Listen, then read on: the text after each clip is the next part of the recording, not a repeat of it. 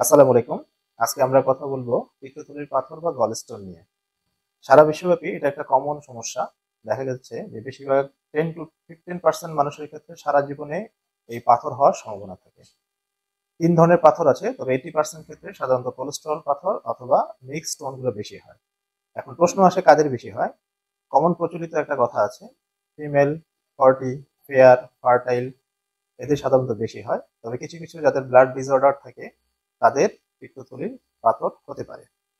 তো আসলে আমরা কিভাবে বুঝি? সাধারণত অনেক সময় ইনসিডেন্টাল ফাইন্ডিংস হিসেবে আসে আল্ট্রাসাউন্ড করে। কেউ কেউ এখানে সাধারণত সাইলেন্ট থাকে। কেউ কেউ সিমপ্টমেটিক গলস্টোন হিসেবে রাইট সাইডে ব্যথা নিয়ে আসতে পারে।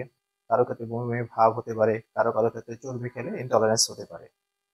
তো আসলে গলস্টোনের ক্ষেত্রে চিকিৎসা হচ্ছে, যাদের ক্ষেত্রে সাইলেন্ট থাকে তাদের ক্ষেত্রে আমরা সাধারণত রেগুলার ফলো আপে রাখি।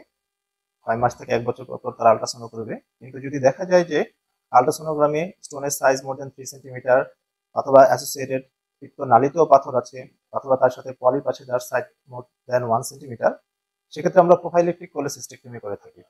তবে বেশিরভাগ ক্ষেত্রে সাধারণত সিমপ্টমেটিক গলস্টোন ডিজিজ নিয়ে আসে, সেক্ষেত্রে চিকিৎসা হচ্ছে ল্যাপারোস্কোপিক কোলেসিস্টেক্টমি, এটা হচ্ছে স্ট্যান্ডার্ড।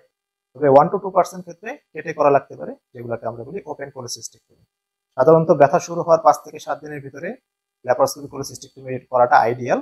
যাদের ক্ষেত্রে ব্যথা কমে যায় তাদের ক্ষেত্রে 6 সপ্তাহ পরে আমরা ইন্টারভাল কোলেসিস্টেক্টমি করে থাকি। তবে কিছু কিছু রোগী আছে যারা হাই রিস্ক পেশেন্ট, তাদের ক্ষেত্রে চিকিৎসা করাটা একটু কঠিন হয়ে পড়ে, অনেক ক্ষেত্রে অপারেশন করা যায় না। তাদের ক্ষেত্রে আমরা কিছু ড্রাগ ট্রিটমেন্ট আছে যেগুলো কন্ট্রোভার্সিয়াল।